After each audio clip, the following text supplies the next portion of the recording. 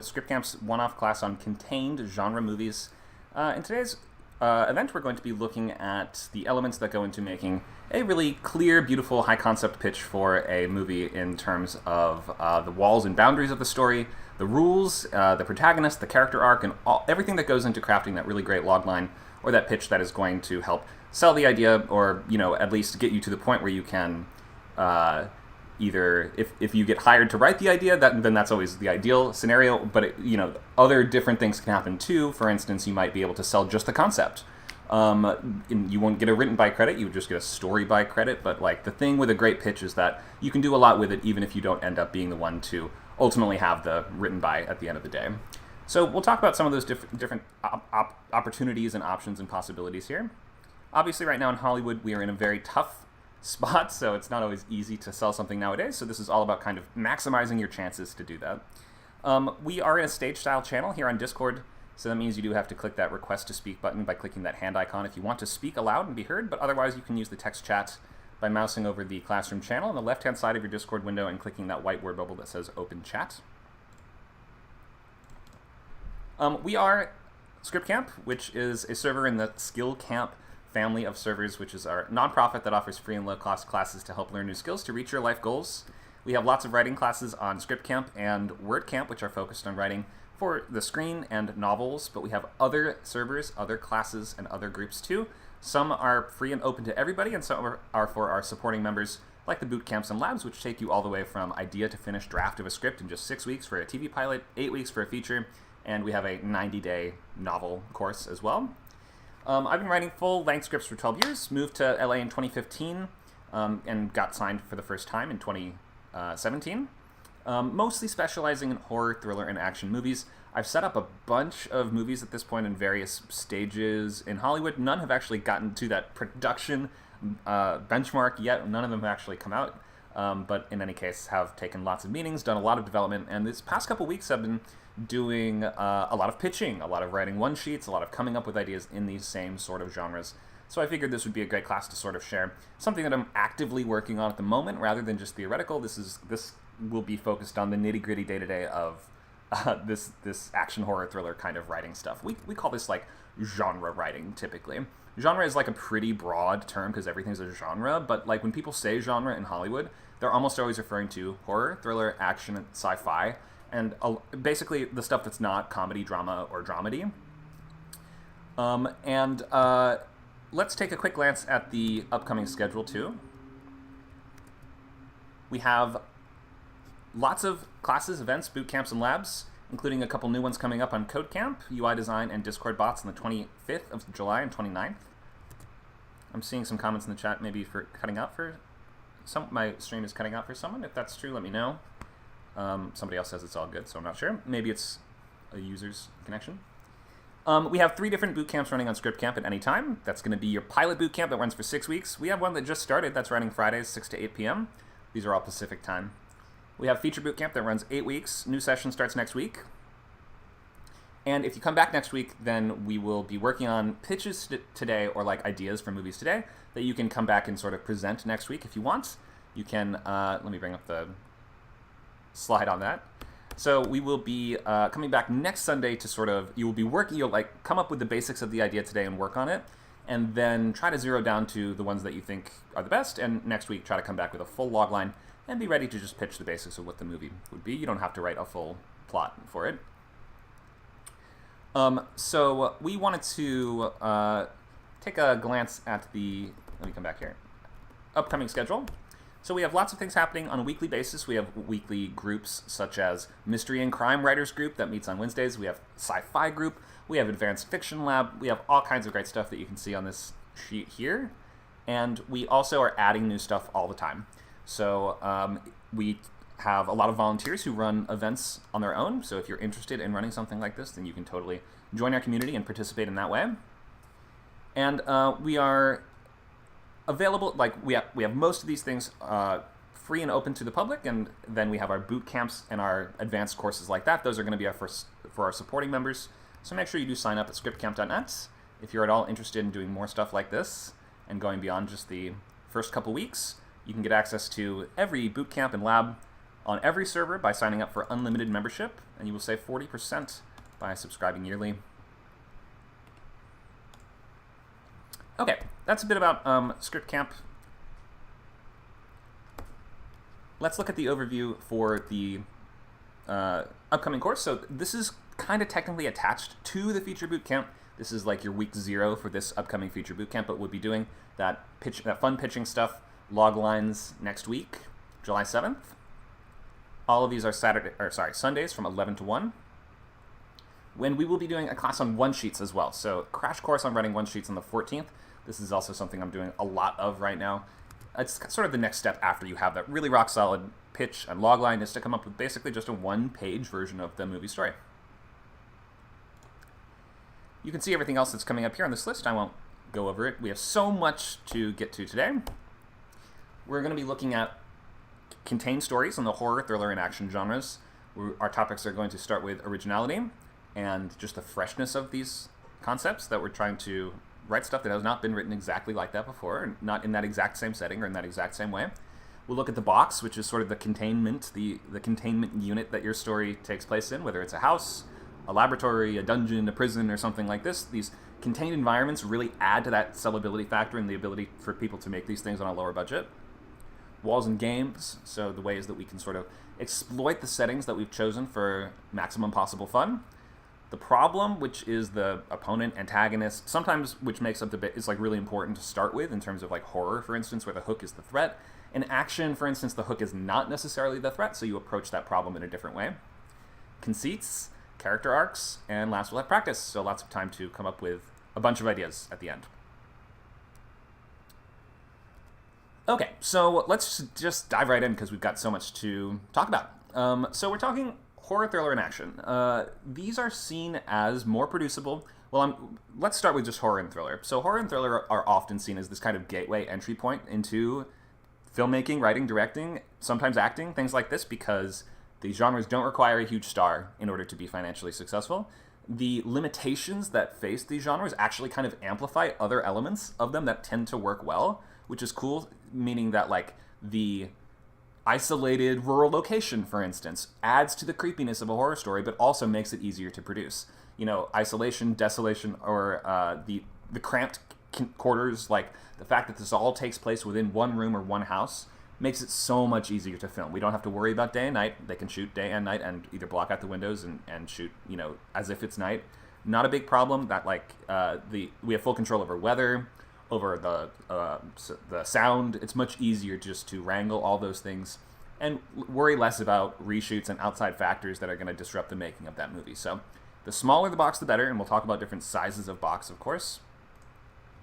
And when it comes to action, today we'll mostly be focusing on contained action. I've actually really heard development executives use this word actioner recently, a contained actioner. I don't exactly know what that means or why we say that. I'm just going to say action for the most part, but there you go. It's something people say. And let's look at a couple examples. So in terms of contained thriller, Shut In, Panic Room, this is going to be thriller stories with high stakes, life and death, really intense, edge of your seat kind of thrills, but all within that one space. And the nice thing about that kind of pressure cooker of the thriller box is that, again, that amplifies and adds to the tension, having everyone stuck all together and forced to, you know, their rivalries, their problems, whatever it is, they come to a clash with each other in these contained environments. They can't escape in whatever way. In terms of horror, we have Crawl, Saw, these movies that are... I know that Saw is not entirely contained, but the majority of the story takes place in that one filthy bathroom underneath the murder mansion. And in terms of contained action, it can be kind of tough to think of these sometimes just because these are usually going to be in that lower budget space. I will say there's something about martial arts tournaments that happens to work really well in a contained environment. So if you are a martial arts writer, then now is kind of the time to be thinking of those kinds of like blood sport type ideas. If you got them, then it makes a very easy box. Okay, let's start with originality. So, does the idea have to be new and shiny and original? Pretty much, yeah, actually. Normally, I don't teach originality as mattering that much in my normal writing classes, just because we're trying to learn how to tell stories. But in talking about stuff that will sell and sell in 2024, we need to be Googling your concept, your box, your hook, whatever it is, to make sure it hasn't been done already. You might consider, if it's like this little checklist, if it's been done well, recently, or in English, And if any two of those are true, then you probably want to pick a new idea. So recently and in English, well and in English, recently and well, whatever it is. If any two of those things are true, then probably pick something else. Development people are really big fans of these genres, and they watch pretty much every single thing, even the more obscure stuff. The premise doesn't have to be mind-bogglingly new. We're just looking for a few fresh elements, or even one fresh element that can make it feel kind of different. In fact, you have to pretty much be playing by the rules of your subgenre, and you're not trying to reinvent the wheel as you're trying to sell a movie. You want to make something about the situation, protagonist, antagonist, rules, environment, or central relationship feel fresh in some way. So the box itself refers to the environment of the movie. We're talking, a box can be almost any size. A person has to basically be able to fit in it, I guess, is the one rule. So tiny box is character can barely move. A coffin, a phone booth, solitary confinement, a tanning bed. Movie examples would be something, well, we mentioned phone booth, buried, O2, or fall. Although fall does take place in only exteriors, the, quote, box of the movie is basically just like this platform at the very top of a radio tower. And it's only like a few feet wide. So you can get a lot of mileage in a thriller out of a really, really well-chosen box environment for your characters to be in, even if it is unbearably, stiflingly small. Sometimes that can add to that pressure or add to the tension even more. A small box I would call a small room, like a prison cell. And we have everything from or living room or studio or something like that, right? And it's going to be, I've included a couple examples here that aren't even genre movies. Carnage and 12 Angry Men are both dramas. But you can see how all taking place within that really contained environment adds to the conflict between those characters, forces them to work out their problems, or to they have to work out their differences before they can leave those rooms.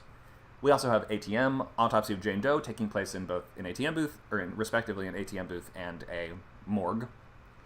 Medium box is going to be a very large room or a few linked rooms like cabins, a warehouse, a laboratory, something like that. It's going to be like your Evil Dead, which does include a multi-level cabin in that it has a cellar.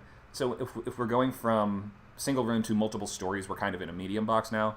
Fermat's Room is a cool Spanish thriller from 2008 or 9, which is about a bunch of I think they're mathematicians that are trapped in a room that is actually getting smaller and smaller, which I always thought was a really cool hook for that story, is that they're in a room that has been like a saw trap, basically, just designed to crunch them all like a garbage compactor unless they can figure out why they're there, or one of those great little mysteries that it's well, what do we all have in common, one of those type of stories. Large boxes are going to be house-sized or multi-level structures, or a few medium-sized linked areas, like a whole pediatric wing at the hospital, a small cave system, an apartment building. Wreck takes place in a bunch of apartments in one building. Hotel Artemis, Evil Dead Rise, which takes place largely in one apartment, but does go throughout the building to other parts like the parking garage. Free Fire is an action that all takes place in one warehouse, pretty much during one shootout. And then we have your huge box, which would be a whole complex or a whole mansion, the cargo ship, the military base, Ready or Not, the Raid, Dread, that takes place in a mega block kind of structure kind of thing. So you can pick any size of box that makes the most sense for your story, but in terms of production, the smaller the box, the better. If you can have the whole thing take place in a coffin, you should. And then take a step back and say, okay, it wouldn't work in a coffin. We have to expand the box a little bit. Could I do it in a small room? Could I do it in a big room? Could I do it in a whole house? And then you can always include the outside or the direct sort of the surroundings of that box to some extent. I would say a movie that I thought made great use of its box was Your Lucky Day on Netflix, which was a crime thriller from last year with Angus Cloud. Is that how you say that? And that one was all set in a convenience store, but also uses the parking lot quite well and really makes those different parts of the store feel distinct, and they have a different kind of color scheme, lighting, personality to them. Changing up the color scheme throughout the movie can be a great way or the light situation can be a great way to make a small box feel bigger. You'll see this in the movie Buried, which all takes place in one coffin, but throughout the movie goes through several distinct phases as his light sources kind of burn out. So he starts with a cell phone, and then he goes to a flare, then he goes to a glow stick. And so the movie does actually feel visually distinct as it goes on, and we can kind of know which part of the movie that we're in just from looking at the visuals, right? If we're all in green, if we're all in blue, if we're all in red, it does add a little bit of that sense of progress to the story too, which is just nice. Walls and games. So the walls are the physical or perhaps mystical limits on the location, the rules which determine what can and cannot be done. The games are tactics that your character might adopt within that space, or objects, avenues, opportunities to explore and exploit for mischief within that space. Think of a big restaurant in a kitchen. A serial killer's chasing you through one. How do you fight him? Well, we've got so many options. Where do we even start in the kitchen, right? You've got the knives. There's where you usually would probably start. We've got the meat tenderizer. You've got the corkscrew. You've got everything in the drawers. Beyond that, what else do we have? We have stoves. We have deep fryers. We can douse them in oil and set them on fire. We can lock them in the freezer. What else can we do, right? Like, there's so many options in a kitchen that you can easily see. A lot of possibilities for fun and mischief there. Spice grinder. Nacho tells us, yeah, to get the red pepper flakes in the eyes. Think of your character's objective and what interesting games the box has to play with. Could a phone work there? Can the characters hack into something? What can be weaponized? Where can you hide?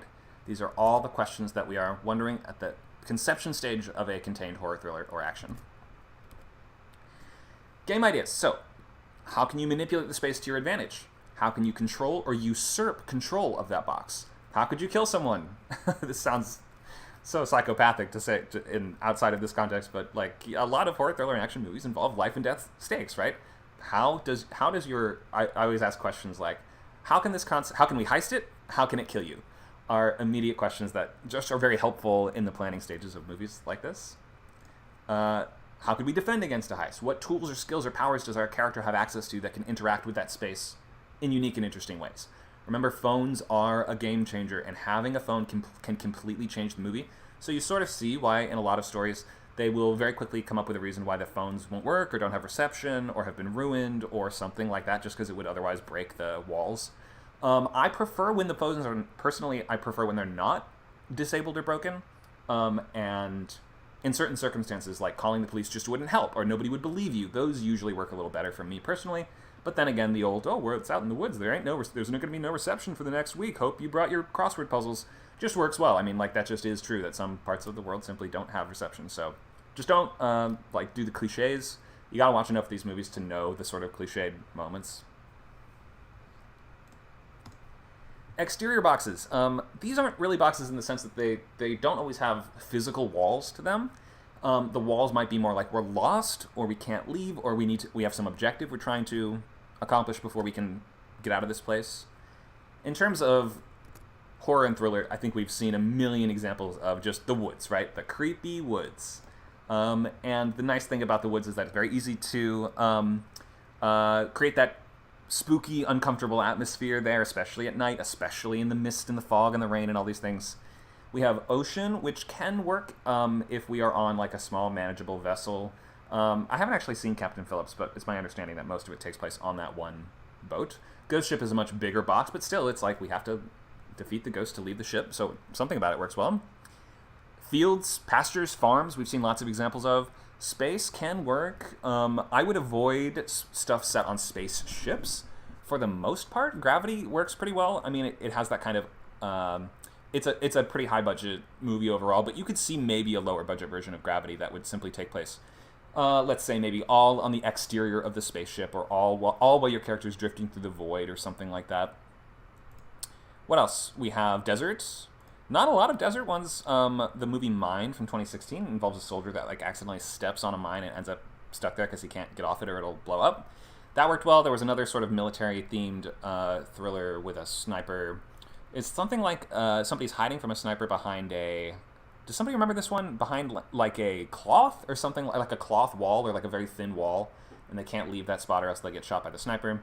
There's an English movie called Tower Block from maybe 2012-ish that I thought worked quite well. Another sort of sniper-based premise where the residents of an apartment block are being targeted by the sniper. Larger box with lots of different rooms, but still pretty hooky. I liked that one. Caves are tricky, because caves are kind of interior, kind of exterior, right? And they can have parts that are open to the air, and some parts that aren't. There are low-budget cave and movies, and this sort of starts to fall into the realm of what I call tunnel movies, which are either based entirely in caves, bunkers, and underground structures like that. They can work, but it's very easy to lose sense of progress if we're just wandering around lost in dark tunnels, so careful with that. Let's look at conceits. So you gotta kind of stick to one conceit. We're not writing anime in writing high-concept horror thriller and action movies. And that's the thing, is that fans of different types of media from around the world will sometimes be like, no, it's a simple, clear, beautiful premise. And we're like, no, there's 9 conceits in there. In terms of conceits, these are things the audience has to sort of buy into, things that we have to accept for the story to make sense, and that are, integral parts of what make that story work and click and make the marketing and the whole package of it really seem clear to us, right? Here's one that I thought was really good at first, but then I realized too late that it has multiple conceits in it. I quite like the fun of this one. Look at this. Sharp edges, action, Bloodsport meets Squid Game. This is not a logline, by the way. This is just a pitch which kind of explains what would be fun about it. A logline would include more specifics about the character and things like that, right? A ruthlessly determined American athlete on an overseas trip is kidnapped by human traffickers and forced into an underground blade combat tournament with deadly stakes. Her captors intended her to be part of the first-round fodder like the helpless prisoners fed to lions in the Colosseum. What they soon discover is that she's an Olympic fencer, and they're now the ones in the lion's den. That sort of had that fun reversal to me. We messed with the wrong person kind of quality to it until I pitched it to a producer like a week ago and realized then that it's actually 2 conceits. One, there's an underground blade combat tournament, which is already kind of like a buy-in, or like a thing that we have to kind of accept. And second would be that they happen to pick the worst possible person to force to be in their tournament. So I still really like this idea of modern fencer kills a lot of dudes with swords type of movie, but this just doesn't sing as a simple high concept because there's 2 things that we have to accept right off the bat instead of just 1. So be careful with too many kind of conceits, or too much marzipan, as it's sometimes, or what is it, Blake Snyder calls this idea of too much marzipan, where you sort of add on layer after layer of cleverness or extra sort of like pieces to it until it's just like all icing and you can't taste the center anymore. Clear character arc. So a pitch doesn't have to always, like just a quick pitch, the elevator pitch doesn't always have to have a crystal clear version of the character arc, right? A log line, though, should really make it seem like there is some kind of interesting, relatable internal need that your character has that is sort of answered by that situation in whatever way. Maybe some fear they're trying to overcome, some deeper desire or thing they've been denied or that they're struggling with, or a unique weakness, flaw, limitation, or tactic that they use. Here's how we can start with just the situation. So how about this one? I thought this was a good idea until I saw the next Cary Fukunaga movie is basically a really similar premise to this, so I was like, okay, there's no point writing this now. But the idea of there's a blackout in the apartment building, and bad people take advantage of that to, torment the residents, the Strangers style. The Strangers in an apartment where they're doing like a contained horror like that. I thought that was pretty good. And let's ask who could be the hero of that one, right? So how about somebody with a crippling fear of darkness? It just like seems to jump out. A character with, what is it, nyctophobia? Is that what it's called? And then thus the suggested arc, or first of all, their need or flaw seems to be answered or addressed by the situation, or uniquely challenged or tested by that situation. And then beyond that, there's the kind of implied progression of that character in that they will survive the situation, thereby overcoming the fear. That doesn't necessarily have to be how it plays out, but that would at least make it feel like this is the right character for this situation. Like you haven't just randomly picked, you've chosen carefully, and you've matched that person to their scenario. How about like Ghost steals your kid? I put 2 of these real ones at the bottom here. Look, Jessica Chastain with cool tattoos makes a great sort of lead if you have this kind of mother struggling with either postpartum depression, or she's unsure if she's fit to be a mother, or she's unsure she wants to have a kid, or she's not sure the kid is safe around her, or something like that can work quite well. And then having the ghost take your kid makes a perfect way to test that, and a really easy, clear, built-in arc. By saving the kid and getting them back, you're proving that you are a good parent after all. Right? Easy. There's all kinds of arcs that you could sort of suggest. You don't always have to have this right away. Like, you can start with just this cool situation and then kind of reverse engineer to figure out who would be the best character to star in that. Let's quickly go over the difference between horror and thriller. There's a lot of crossover here, and a lot of fans do disagree on the specific minutiae. Horror, though, is pretty much more about the scare, whereas thriller is more about suspense, chase, and mystery. In horror, the hook is the threat, whereas in thriller, the hook is the situation. There's a game element to thrillers where the audience might actually be invited to kind of figure out what's going on or to resolve the situation before or as the characters do, so that sense of driving mystery can be really prominent in thrillers. Not that horror can't have it. People don't tend to respect horror as much, so horror that does really well tends to be relabeled or reconsidered as a thriller. That's the big difference. Thrillers revolve less around supernatural stuff usually, but there's also supernatural or sci-fi thrillers, so that's not even a hard rule. These are kind of flexible definitions. In thriller, it's like there's a guy in your house and he has a gun. In horror, it's like there's a guy in your house and he's crawling on the wall. Horror villains really thrive on this element of mystery and inscrutability and not really explaining everything, whereas thriller villains often thrive better on cleverness, rational, if unhinged, philosophical points of view, and a hint of sympathy or understanding where they're sort of coming from, even if they are ultimately, totally crazy, psychotic. We kind of need to know, like, a little bit of why. If they tip too far into inscrutability, like we never learn why they're doing what they're doing, they're sort of just Michael Myers, whatever it is, then that's angling more towards that horror part. Our main plot types are going to be, we have sci-fi, supernatural, crime, survival. Intrigue or institutional doesn't really fit into the contained paradigm, but that is a plot type. And then mystery as well, which you could easily have a contained mystery. The whole, like, Agatha Christie subgenre is nothing but contained mystery thrillers. I'm not going to go with the Dan Brown stuff. Basically, in all of these genres, we're talking about stakes should be life and death, or if not, you have some really great reason why it isn't that. We can also fear all kinds of other things, mutilation, loss of loved one, insanity, but given how much the movie has to escalate, most of the time we're going to have to be pushing to life and death by the end. If the consequences are mostly social or played matter-of-factly and realistically and aren't really being orchestrated for maximum entertaining scariness, then chances are it might be a crime movie or a dark drama like Detroit or In Cold Blood. It almost never works to mitigate the stakes and show that they weren't as high as we thought later down the line, so be careful about undercutting the stakes, meaning that we learn that it wasn't as serious as we thought it was. Something like The Others proves that if you do this, the truth that we learn has to be more sort of horrifying than the initial stakes even suggested.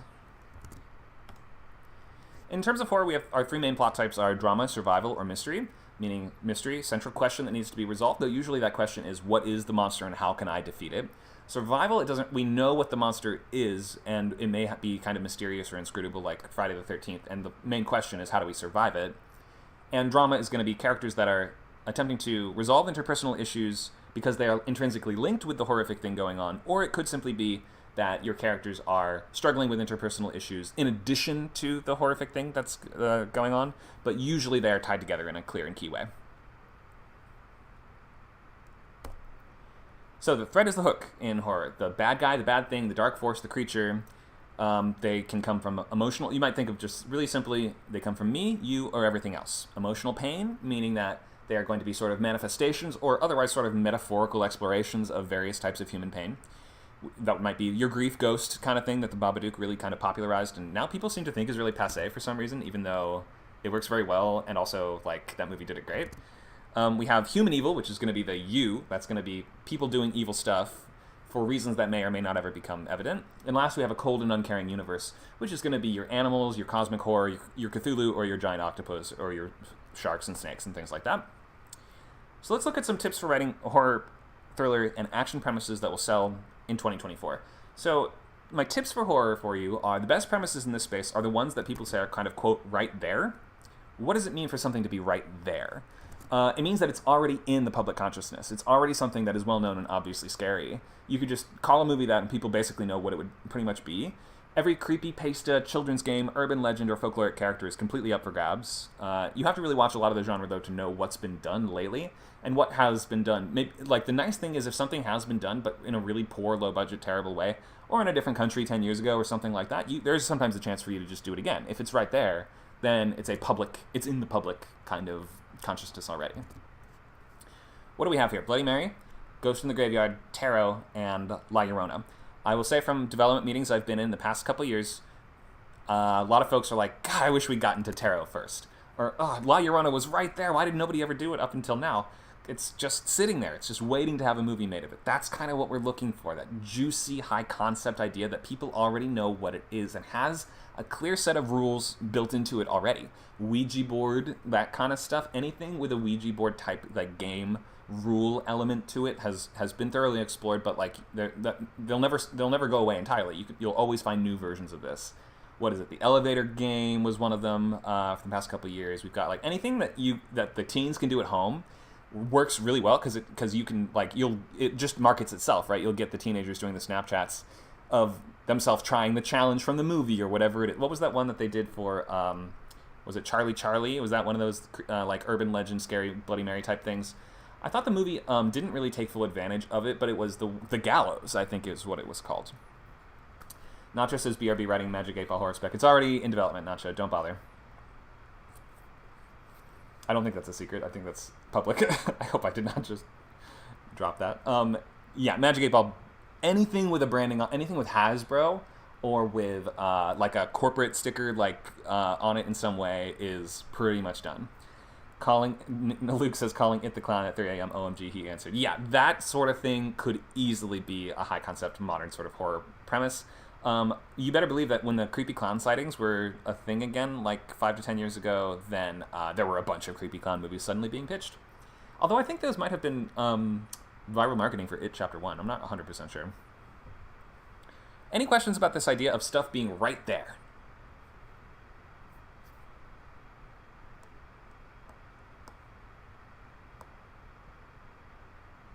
Okay, no questions. Let's keep going on to tips for thriller. So with thriller, you want to practice starting with a location, because a lot of the time the way these movies actually will come together is the producers will have a location locked down, and they will even movies like Midsummer worked this way. Like a producer came to Ari Aster and was like, "Hey, I've got this field in these like this really big field," and I think maybe he had a few of the buildings, like the temples and the things like that, and was like, "Hey, do you want to do a horror movie there? Like, make it work." You start with the location. It's like a puzzle then to almost try out and audition different moving pieces and remove something, add something back in, just to get just the right minimalist, really hooky, clear version of what the story would be. So brainstorm all the possible games within the walls of your space. Green Room, Fall, Frozen. Not the singing Frozen, but the other Frozen. This is the just examples of very, very, very small boxes for these stories to take place in, but that are really kind of helped by the cramped, claustrophobic nature of those locations. I guess Fall's not really claustrophobic, it's more the opposite, isn't it? But still, we can't leave that little tiny platform, right? More thriller tips. Zeitgeist. What is the zeitgeist? The defining spirit or mood of a particular period of history, as shown by the ideas and beliefs of that time. In German, it would be more like Zeitgeist, but we'll say Zeitgeist because we're Americans. Thriller is a very trendy, hip genre of right now. It was a big question, for instance, who would be the first one to do the dating app thriller or the escape room thriller? How many escape room movies have been made? I think I've seen 4 of them. You better believe that as soon as escape rooms come out, all of the thriller producers are like, oh, we have to get on that right away.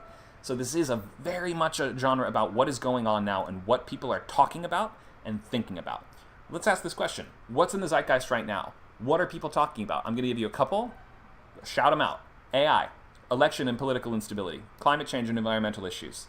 Dating apps we mentioned, people love those for movies. LGBT topics are gaining a lot of prominence on the sort of mass media stage. What else? What are people talking about?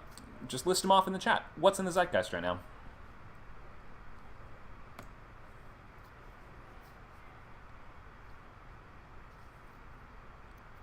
While you guys are typing, I'll let you know that we are on Discord, so if you're watching on one of our different streams, like on YouTube, Twitch, Twitter, or something like that, you can come join us on our Discord server. You can find the link to that by going to scriptcamp.net and click the, oops, not science, scriptcamp.net. There we go. So click this Discord button in the top right corner, and you can come join us for these interactive classes, workshops, and events.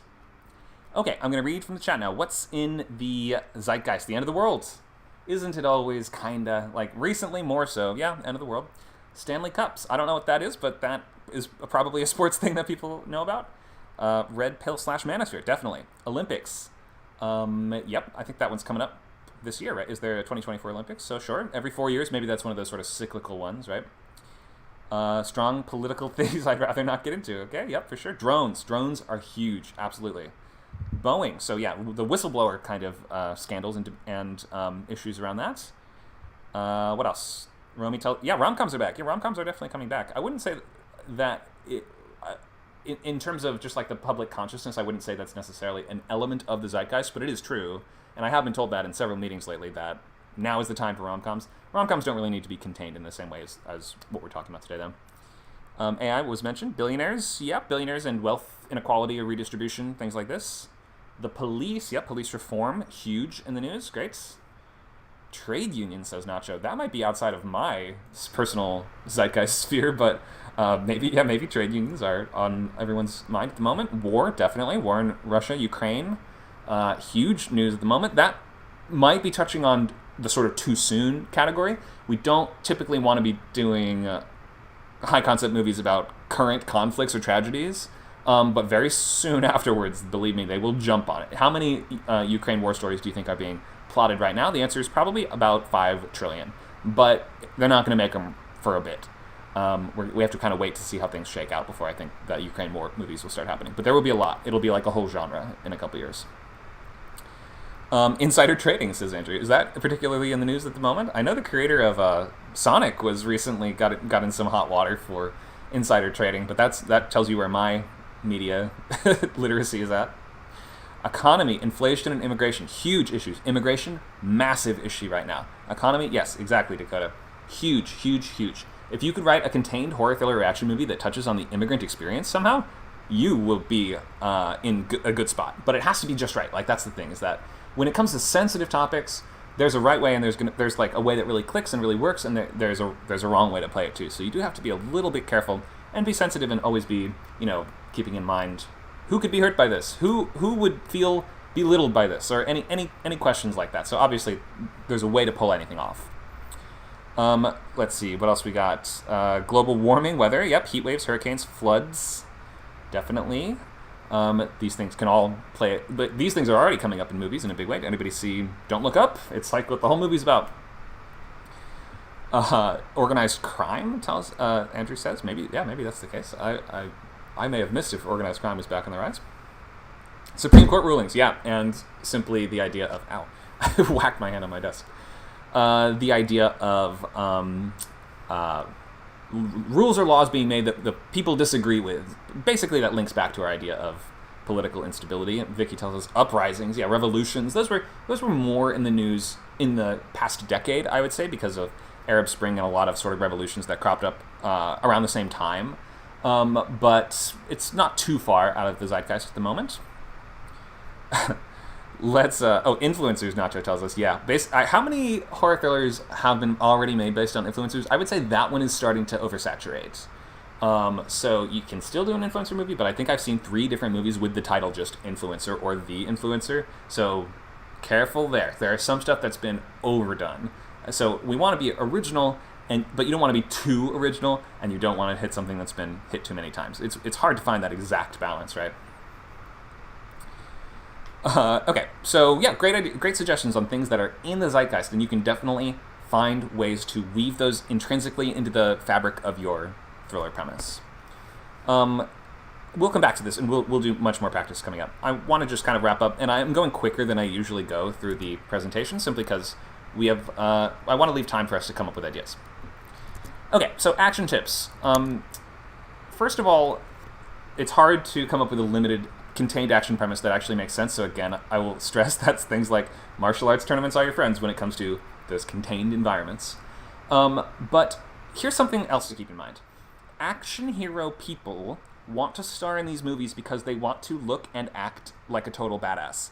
Some have different interpretations of exactly what that means, and they allow for different levels of sort of vulnerability for their character. Some want to act harder than others, but there's no reason not to shoot for the stars, really, in terms of character depth and drama, or comedy, if that's your thing.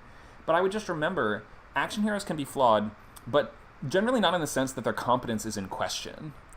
And like, you need an action hero type star to get one of these movies made. So you have to think, who would be the kind of people that would want to be in this, and is this a character they would simply be interested in? It's a little bit superficial to think of it in these terms, but it actually matters a lot. It's how that person wants to simply appear and be on screen, right? Like, if you have a feeble, humiliated main character, Jason Statham's not going to play him in a movie. Like, you have to think these are actors that sometimes have contracts that say they can't lose fights on screen. So you gotta factor that competence into the storytelling and find some other flaw besides competence. I would suggest any number of other things. Consider their pride, their anger, grief, and they can be haunted, troubled, or penitent. They can be too devoted to their work. They can occasionally die at the end, if it's earned and maybe tragic, but pretty much has to be dramatic and badass and not cowardly, humiliating, random, or senseless at all. Like, an action star is not going to star in All Quiet on the Western Front. They usually win, and they usually don't die, though. And also, like, we'd like to have the possibility of sequels as well. Look at what do we have here? Equalizer 2. If you write the character that dies, especially in a lame way, Denzel is not going to play him in a movie. Just a fact. You got to look at these characters as kind of aspirational in a sense, in that we kind of like, we want to look at them and be like, hell yeah, even if normally you wouldn't want to hang out with that character or whatever, but it's like sort of a power fantasy to be them for the purposes of the movie. So hyper competent, flawed in some other way. That's my tip for you for action writing. Okay, more tips for all of these. 1, is there attainable underlying material? That could be almost anything, even something like an online article or a journal or a journal article or or like a magazine article or something like that can be perfectly fine in terms of underlying material. If there's an existing urban legend that surrounds something, that may or may not count as underlying material, depending on how kind of codified, I would say, that story is. Like, has it actually been... Is there, like, one definitive version of that story out there? There isn't for some of them. Some of them have kind of flexible backstories. Like, what exact... Like, we know the basic backstory of La Llorona, and that she's a woman who lost her child, or sometimes was jilted at the altar and drowned herself or something like that. But you can see there's already different versions of it. So you can pick and choose and carve away everything that doesn't work in order to try to find the best thing. But it's really helpful in terms, at least in producers' eyes, to have that underlying material that they can draw from and they can be like, they can refer back to. And when they pitch it to other people, because you pitching it to them is only the first step in them selling it to someone else. So it's really helpful if they have something they can refer back to. What else? Is your movie connected to something? We kind of covered this. Something in the news, pop culture, or topics in the greater zeitgeist? Does your story feature underrepresented groups or individuals in a prominent, worthwhile, and illuminating way? But don't force it. Like, you can always just write an awesome character and then somebody of any background can play that character. I would say if you can speak with any authority in terms of lived experience as to what that character would be going through, or if you're writing a story about sort of that touches on what it fundamentally means to be something, then first of all, just don't write it if it is outside of your, like, in terms of selling your story, like, you will be in trouble if you write a movie about fundamentally what does it mean to be Jewish in the year 2024 and you're not Jewish, or if you're trying to write a movie, what does it fundamentally mean to be, anything, a Muslim, a Palestinian, pick. If it comes down to racial, ethnic, religious groups like that, I would typically say, don't base the entire movie around what it fundamentally means to be that identity, unless you are that identity. But that said, if you can elevate some underrepresented group or individual in your story in some way, then go for it. Like, if you can, then go for it, but don't force it, because it comes across really clearly if it's forced. What else? Does your story take place in a state or country with strong tax incentives? Ideally, it would portray the state or country in a decent way, but Breaking Bad sure as hell didn't, so I don't know. Like, that doesn't always matter that much. I would think that if you wanted to get, like, Irish Film Board funds or something like that, then it would have to not only take place in Ireland, but make Ireland not seem like a total dump. You have to kind of consider who you're asking for money from in certain cases. But for instance, I saw a horror movie about goblins that was set in Ireland. I forget the title. If somebody can look that up, that would be great. But it was about, little green goblins. And they got funding from the government to make that goblin movie because they're tied to that nation's folklore and, elevating an element of that country's mythology. So you can get money from the government from certain countries if all the factors are right. Okay, so there's my last little tips for you. I want to maybe open to questions and discussion just because I've talked nonstop for 50 minutes now on anything we've discussed. And then we're going to go into practice. We're going to brainstorm boxes, and we're going to look at different hooks, and we're going to basically be thinking of movie ideas, concepts for the rest of the class. Before we get there, let me just open the floor to any and all questions. Becky has one. Go ahead. And Dakota says the Goblin film's called Unwelcome. Thank you. Was that it? Unwelcome. It had a great ending. You can either type or you can raise a hand, Becky. I can just invite you to stage if you want to ask your question out loud. Yeah, it's easier for me. So I'm interested in writing a movie aimed at, I wouldn't really say kids, more tweens, that kind of, like, it would be a Disney Channel show, a Disney Channel film, or, those kind of low budget one-offs, TV movies that kids watch. Do you have any tips specifically, like how to keep it contained and make it cheap for that kind of audience, or should I just not? Should I just like? I guess I would say that for the most part, horror, thriller, and action movies are not made for a younger audience. Can you give some examples of what you're talking about? Well, I know that horror can be, as an example, I mean, it was more of a short TV series, but Goosebumps. Obviously, that was much bigger, set-wise. But I'm thinking kind of more like whether something that doesn't fit into those genres, but something like High School Musical and equivalent of could be done low budget, that kind of feel good coming together type story. Okay. Well, it's definitely outside of my personal experience because I don't write those things, so I won't be able to give you too many tips on like family-friendly contained stories. But I will say most of the time, yeah, like family type entertainment is usually not contained in the same way that adult horror, thriller, and action are. If you're writing something like what did you mention, High School Musical, that is the sort of thing that would go to streaming nowadays. Like we don't really do made-for-TV movie, at least in the U.S. Maybe in different countries, there's a different situation. But I'd be streaming now, yeah. Streaming, yeah, exactly. I mean straight to stream, not to cinema. Is what I mean. Right. When I say TV movies. Gotcha. Okay, so yeah, that's a lot of what we're talking about. These sort of low-budget horror, thriller, and action movies would go straight to streaming nowadays and not get big theatrical releases. They still can if you do well enough. But I guess what I'm saying is that we're sort of already talking about the top because like distribution is sort of it's a little bit out of our hands.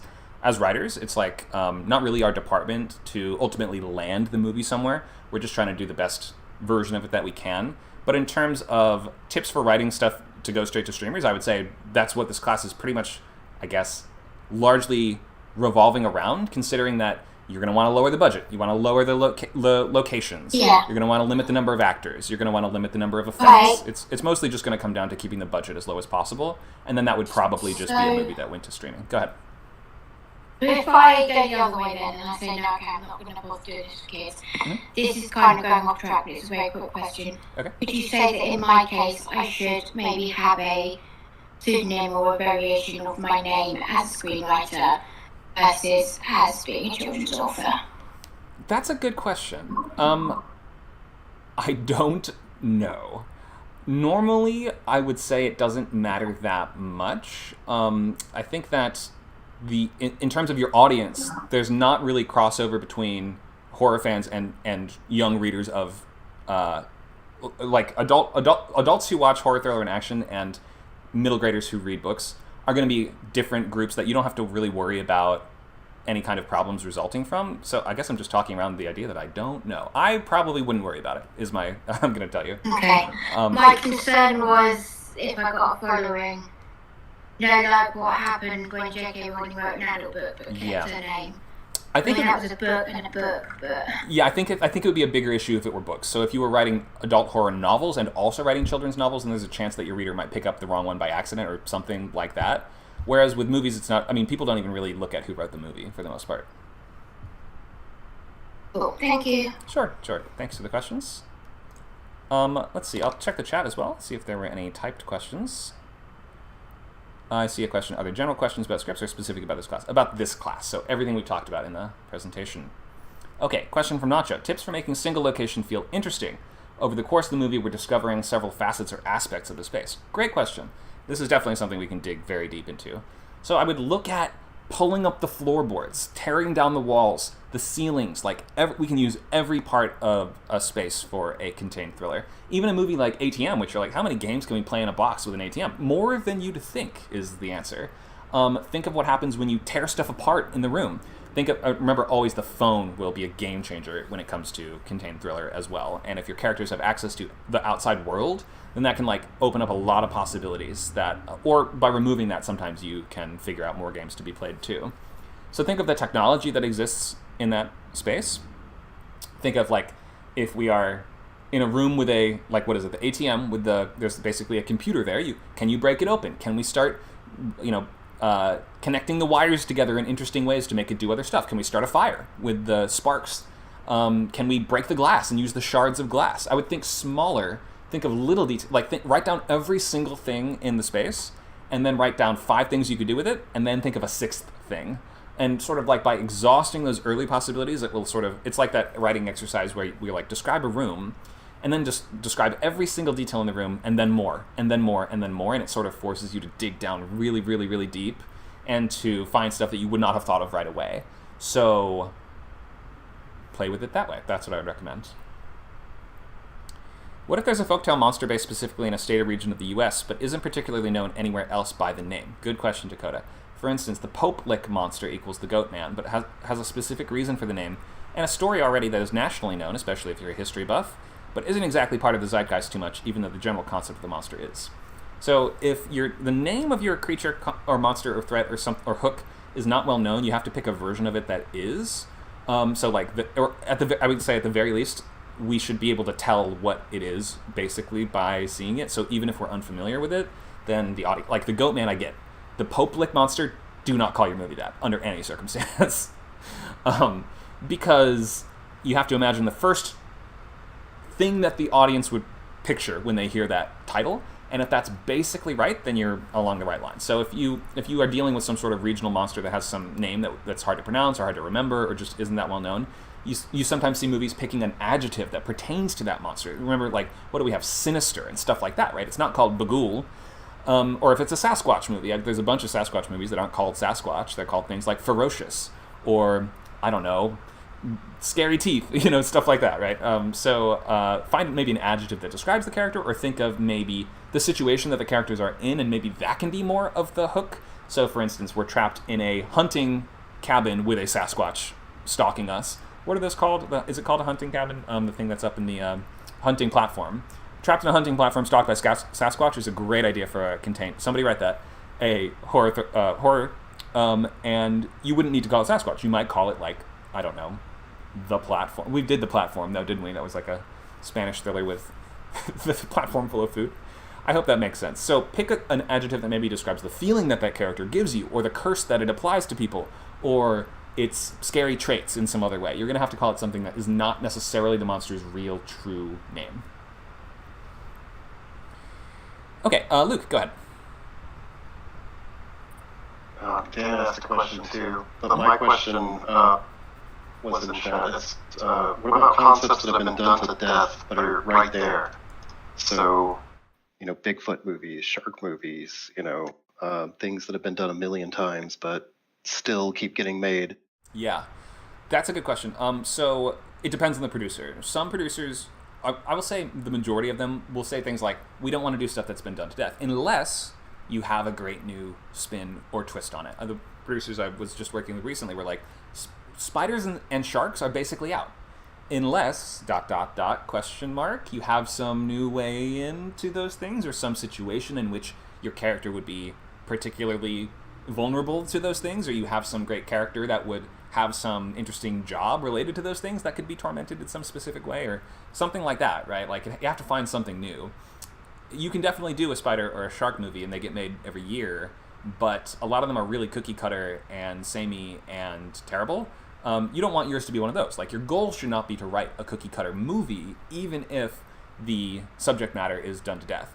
The fact that it is done to death is sort of a sign that you should back away from that and pick something else, for the most part. But if you have a brilliant, like, I wouldn't just sit there racking your brain on how can I do a shark movie, unless you're like, I have to do a shark movie because this. I don't know what this would be.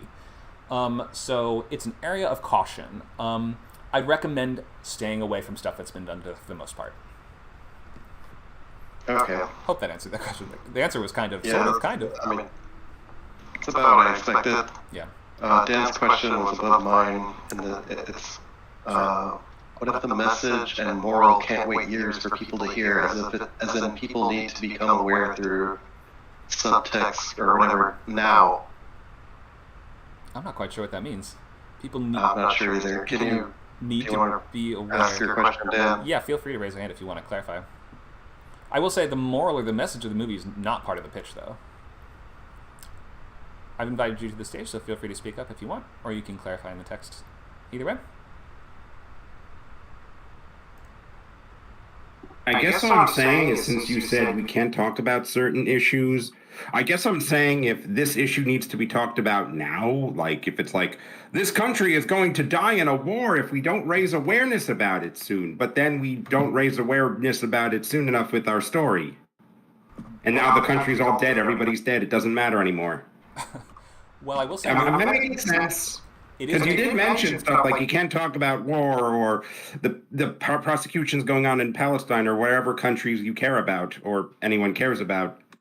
Right. So it takes a long time for a movie to get made, though, is the thing. You have to factor that in, like the idea that making, reshooting, editing a movie, that's long enough. But like sometimes it can take sometimes a year to even get the movie going off the ground, right? So it might be 2 years from when you first come up with the idea to when you execute the thing on screen and you see it on screen. It could be more. So there is the sense in terms of these genres, like especially thriller, that these are movies about things going on right now. But you might miss your window if it's something that is literally currently ongoing in a very fragile kind of, like if it could be over tomorrow, then I wouldn't make a movie about it probably. I would say that in terms of, like, you can definitely write movies that involve wars and things like that. But when it comes to sensitivities about the subject matter, such as like recent massacres or things like you don't want to write a movie about a school shooting that took place last week. So it's just simply too fresh in people's minds, and they would simply not, producers would not be interested in buying those concepts. So I think it's more about that than it is about the, like, did I derail my train of thought there? Did I basically answer your question, or do you want to clarify more? I think so. Okay. Cool. Thanks for that. I hope that is helpful. And it does. Disheartening, but helpful. Yes. Takes a long time to get a movie made. You can never really rely on a movie happening quickly is the thing. Even getting notes back on a draft takes forever. Looks like we have a question from Kvasilia. Hello, bro.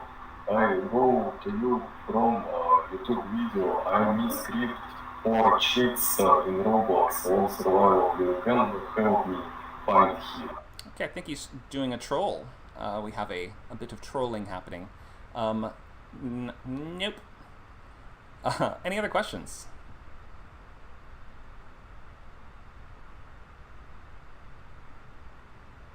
Krampus is still exploitable. I don't think that Dead Horse has been fully beaten. There was a pretty big, like, PG-13 wide-release US Krampus movie, though, so I would actually stay away from Krampus, personally.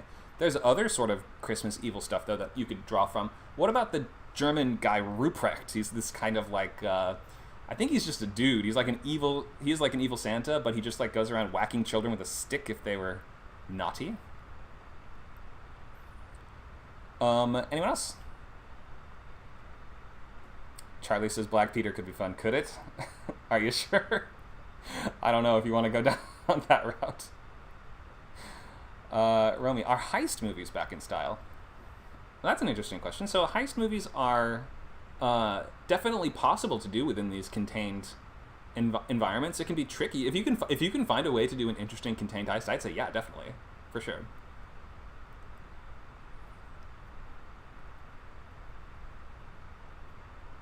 Or con movies like Saltburn. Yeah, definitely. I think those work quite well. What was one I really liked recently? It's not contained. It was a dark comedy dramedy. Kajillionaire by Miranda July. Loved it. Question from Dave Diamond. Is there a season where features are bought more, or is it pretty even all year round? Well, it's not even right now, considering the industry is in probably the worst spot it's been in decades. So stuff is not getting bought or made right now in the US. That much. Even A-level talent is not getting stuff made at the moment, but when the Yahtzee strike situation resolves, it will probably even out a little bit.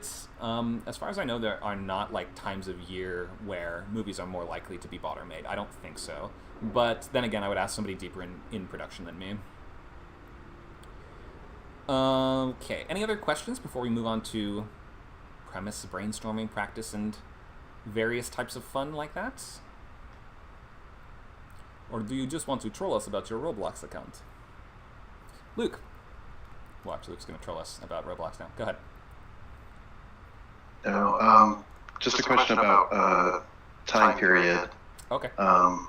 So if you do a contained movie, but it's set in 1860 or 1920 or some very specific time period, does that sort of reduce your chances of getting it made significantly?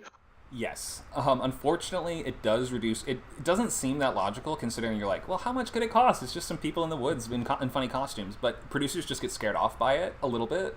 It can still work and it can still happen. Think of something like The Witch or something like, what's it called? What was the one I'm thinking of? I just had it. There are definitely period piece contained horror thriller genre type movies. Not really action though. And it's definitely possible to shoot them in a cheap way, but it will be like a knock against you from the start. So it's not impossible to surmount that problem, but it is a setback at the start, and you want to just kind of avoid setbacks. So, for the most part, especially in thriller, don't do period pieces. They're about right now. They're about things that are happening now and things that catch people's attention now. Almost always, the producer's first note will be, "Can this be modern day?" Okay, that makes sense. Mm-hmm. Thanks for the question. I see a hand raised from Becky. Before I ask my question, I'm just going to say, I bet you wish you lived in England, Luke. We have loads of old houses that are hired out for period dramas because they all love them.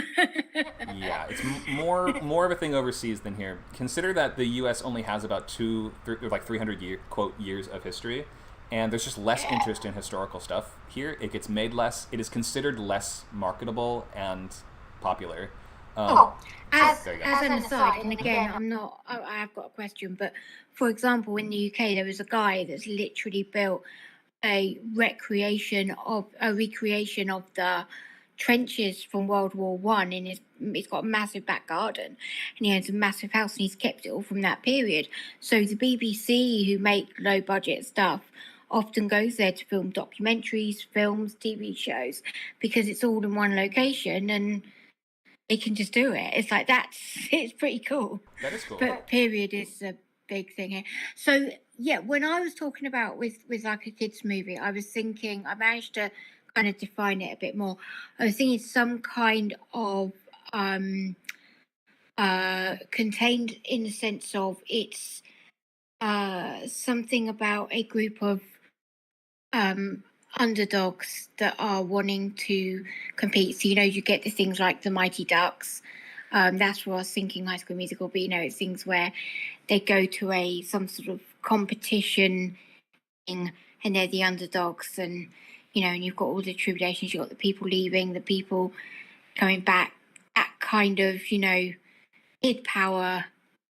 That's what I was thinking, and I was wondering whether, because most of it, if it was, for example, a group of school friends, you could film most of it in a school, because you wouldn't need to. You might occasionally need to go to a kid's home if, you had a scene there, but most of it could take place while they were rehearsing in school and on the school grounds, and. I suppose that's the sort of thing I think. Yeah, it's a good question. Does like a school count as a contained environment? I guess is sort of what you're asking. Yeah, and it wouldn't be a set because schools exist. But I suppose what I'm asking is, it's not really matching the genres you've said, but it's still self-contained. So, Breakfast Club would be like an example of this, right? Like Breakfast Club is a very contained drama that takes place all pretty much in one room in the school. So I would say for like the entire school plus its grounds is not considered a contained environment for the most part. That's like a really big box, but at least it is a box. I mean, it's easier to make than I don't know, a sports movie that takes place half on the football field and half in the school or something like that. So if you are going to do a school movie within the contained sort of worlds, I would pick like a specific area of the school to contain it, to like draw that smaller box. For instance, like I could maybe see a story working about a debate club or something like that, right? Or a bunch of students taking a test, or maybe they go into the school after hours to do a ritual. Or I think we've seen a few movies like that. So yeah, it can. I did kind of have the idea that when I was younger that maybe they got to go into school because their head teacher's a vampire or something. Like I had that kind of idea. That could be fun. Like horror for kids, a real out of this world horror, but horror for kids. That's where I was originally said, like Goosebumps. Mm-hmm. You know, so that's an option as well. Yeah, that'd be fun. It'd be fun to do a movie where all the sort of assumptions, or like the weird ideas you have as a kid about what the teachers do when you're not there, were just like true. Like, what do you sleep under your desk? Like, I think when you're always weirded out seeing your teacher at the grocery store as a kid, you're like, I thought you slept at school. You know, it'd be kind of fun to explore that idea. That could be interesting. I'm not sure what question I was answering, but that is. Oh, I think we. It's whether there's, go ahead. Yeah, it's whether there's kind of scope to not go down the traditional horror, thriller, low budget route and to attempt it with a different genre. Oh, okay. You probably could, but I don't think these contained elements would be as appealing to producers in those different genres. I don't really pitch to drama or comedy people, so I'm not the exact right one to weigh in on that necessarily. But like, we're talking about these contained boxes because they actually amplify the tension, the pressure, the claustrophobia, all these things, whereas dramas and comedies are not usually helped by that. Maybe I do kids horror. Kids horror. Yeah, there's just not a lot of contained kids horror movies, I guess is what I'm thinking of, right? Like, it might even seem too scary or something. I'm not sure why. Maybe that's worth looking into. When I say kids, I do mean like tweens. Oh, okay. Yeah. So, for instance, Scary Story Used to Tell in the Dark was like a tween-ish kind of like PG-13 premise, but not contained in the slightest. I mean, they go all over the town. No. This would be contained, but yeah, cool. I think it's uncharted territory to some extent, Becky. So, like, the idea of contained horror thriller for kids is maybe something you'd have to pioneer. Oh, yeah, I'll do that. Well, I think that sounds fun. Yeah, go ahead. Get creative. Thanks for the questions. I see a raised hand. Go ahead. So there was two things. One of them's a question. The other one is, I'm currently writing a script that's sort of. The other one I keep asking about how to keep things PG.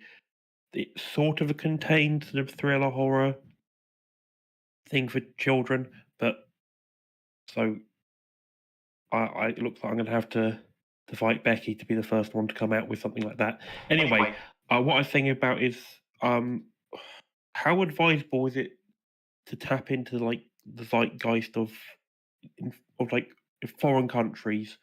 Would you find it be harder to make if you go, there's a big market for this in India or China or somewhere like that? Do you think that would be a selling point or not so much of a selling point? That's a great question. It can definitely be a selling point, but if you aren't like linked to that country or culture in some way, then it can work against you a little bit.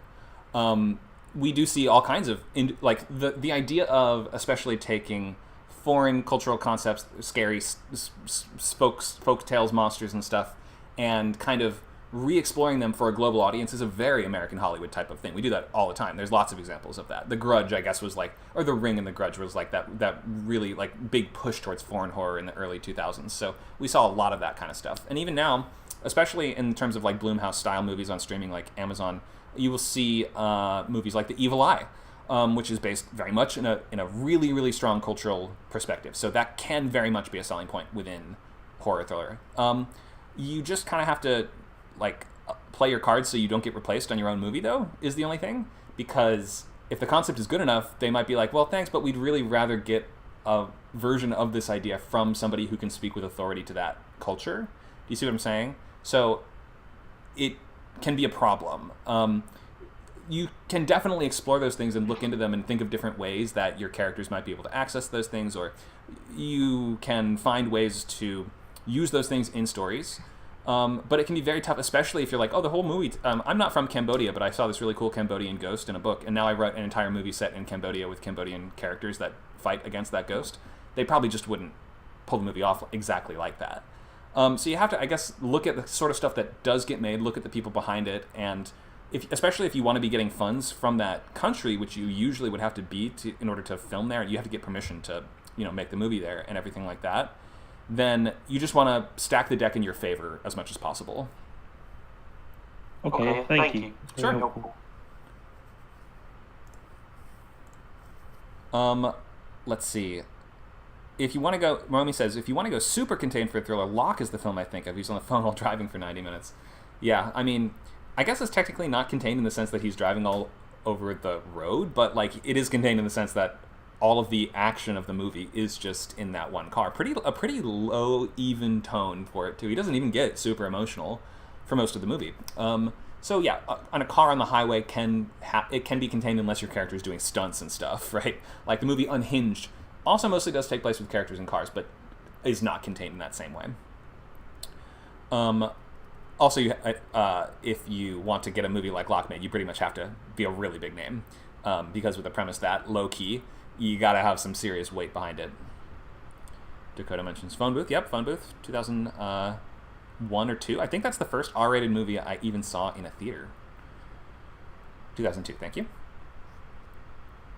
Okay, so it looks like we're getting to the end of the questions. I want to move ahead into, unless I missed anything. Did I miss anyone? I'm going to check the stream people chat as well. Gomo on Kick says hi. Hi, Gomo. Would you like to join us on Discord? You can find the link by going to scriptcamp.net and clicking the Discord button in the top right. And that way you can join the class. Also, maybe you can tell me what Kick is. Okay. Let's move ahead, because it looks like I'm not seeing any more questions at the moment. Let's go into practice. And we're going to do some brainstorming and some thinking. And the idea is that you're trying to think of a couple different premises that you can refine and sharpen for next week's class. And you come back and pitch the expanded version of that story when you're ready. Excuse me. Okay. So let me open up a Google Doc. Oops.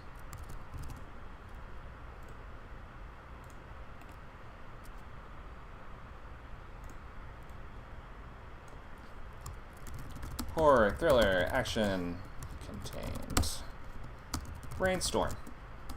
Okay, so, couple things. Before we go into this, I will suggest, first of all, don't be too precious about the ideas. If you have a truly amazing idea that you think is so good that you're like, okay, I have to write that before anyone else can think of that, then just don't share it in the class.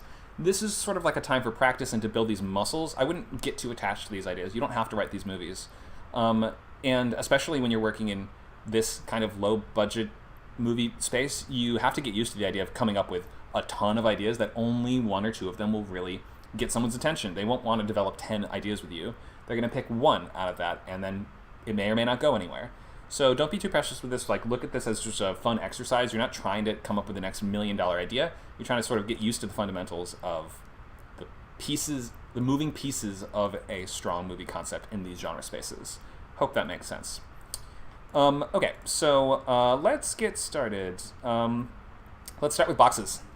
I'm going to say tiny, small, medium, large. Remember, we went over those basics. Let's recap really quickly. Different size of box. We have your tiny box. Your character can barely move. The small box, like one single room. Medium box, large room or few linked rooms. The large box might be a whole house. The huge box is going to be a whole complex, a whole, mansion, a whole cruise ship, something like that. Okay, so let's start with one at a time. We'll start with tiny boxes. I want to see just a ton of suggestions for tiny box. Character can barely move. I see sensory deprivation tank. Perfect. There's definitely... I would look in, see if that's been done, actually. What else? Under the covers. Okay, that's so cute. I kind of love that. The whole movie takes place under the covers. Hiding under the bed. Okay, cubicle could work. What else we got? WC. I think that's British speak for water closet, which means bathroom. So I'll just say bathroom, I guess. What else? Attic, porta potty. God, that'd be miserable. Sitting at a computer. We'll link that to the cubicle idea. Stuck in a tree. Wait, inside a tree has happened. Okay, I'm not sure how many games we can play inside a tree, but maybe. What else? A tent? Sure, I could see a tent. Bathroom stall, a trunk. Trunk could definitely work. I think I've seen at least one movie where the main character's stuck in a trunk most of it. I think it was The Call with Halle Berry, has one of the main characters in a trunk almost the entire time. A cave. Yep, cave can work, but cave's not tiny. A cave would only be tiny if we could barely move in it. Spaceship, escape pod. Escape pod's pretty good.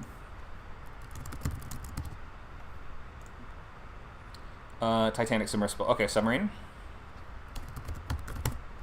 Submarine can be great because you don't need to show that much of what's happening outside, and that can sometimes be better left to the imagination. That was the what was the movie Deeper that mostly took place in the submarine. Did that get made, or was that just a script I read?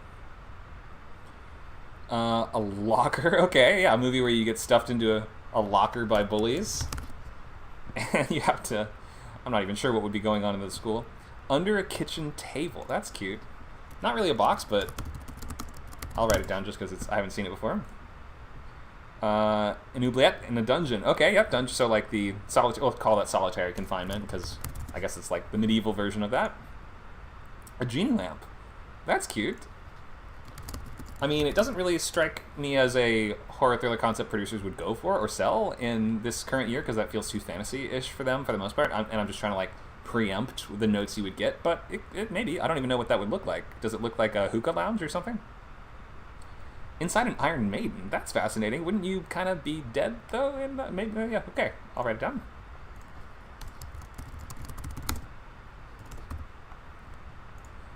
Amazon shipping box. Or a cake. Okay. The cake is funny. That's, you mean sort of in the sense of like the stripper that jumps out of the cake sort of thing? Okay, these are great ideas for the tiny box. We can barely move in these. Let's move it up to small box. Let's get ideas for just like a small room, like a prison cell size.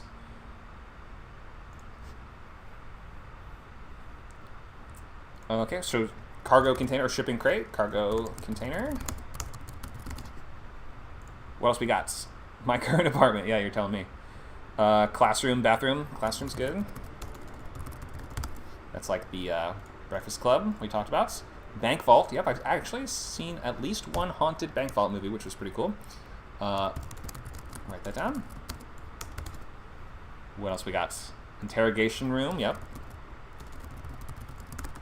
Somebody says small house. I'll say cottage, maybe. Cottage or cabin. Garage. Confession booth. That's a good one. That's more tiny. I'll write it down because that's great. There was a movie called The Shave, which was on the blacklist a year or two ago, that almost the entire movie takes place in a barber shop with one character doing a shave for the other. And I think he does tell him a story, and we sort of go into flashbacks, but like I think the entire thing is framed around that one shaving session. Recording studio. Oh yeah, we did that in Pontypool. Did you see that? That was a cool way to take the radio station and sort of exploit that for various games within the horror premise. That tied very well to the kind of basics. I would if you haven't seen Pontypool and you like movies like this, check that one out. Lifeboat. That's fun. Life of Pi.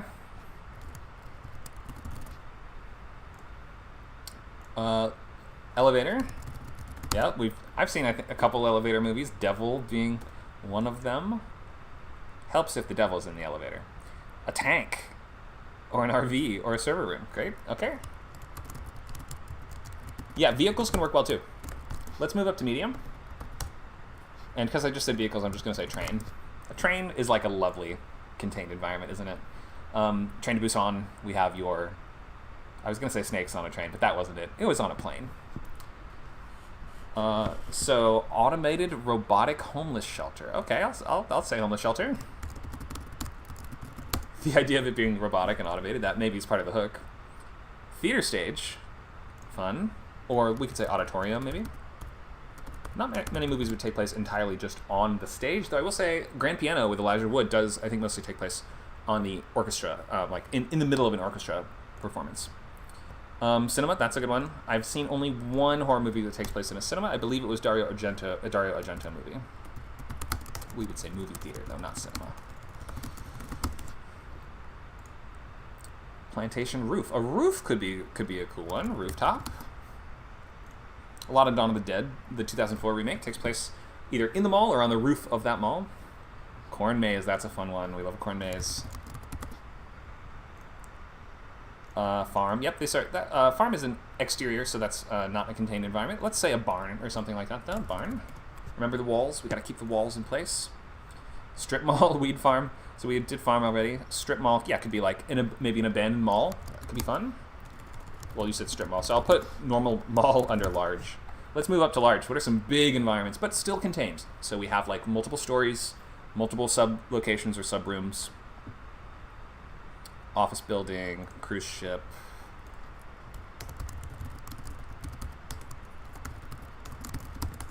So we got your Dawn of the Dead, your Belko experiment, and your ghost ship right there. High school, college, yep, we talked about those. Aircraft carrier or factory. Factory could be interesting. Research facility. I'm seeing game show stage. That's more of a medium-sized room. Kind of like, what's it called? Late Night with the Devil. We have haunted house would probably not be a large box unless it was a like classic Gothic mansion. That would definitely be a large box. The Pentagon, yep, government buildings can be very large boxes too.